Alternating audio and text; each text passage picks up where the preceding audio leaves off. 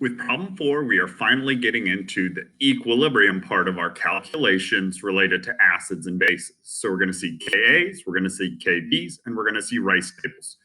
The first one is hypochlorous acid, HOCl. Sometimes it's written as HClO. But when we see a Ka value, that's our clue or our reminder that it's weak, and that's our reminder that we're going to be thinking about a rice table.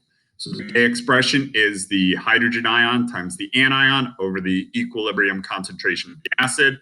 When we set up our rice table, we start with whatever our given molarity is of our acid, knowing that it hasn't yet ionized to hydrogen and the hypochlorite ion. We'll always have minus X and plus X. And the nice thing about acids and bases is that this part of the rice table is almost always exactly the same.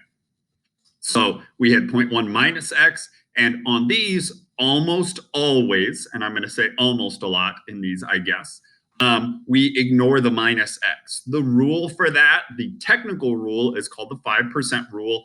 Your textbook explains exactly when and how to apply that. The rule that we can think of is as long as this is really small, where our concentration is more than 100 times bigger than the K, we can ignore it.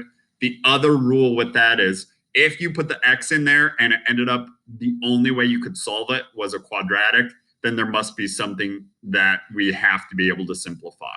So we can really just say that it's going to be X squared over our molarity is equal to our K for almost all weak acids. When we do that, we solve for our X. It's 5.9 times 10 to the negative fifth.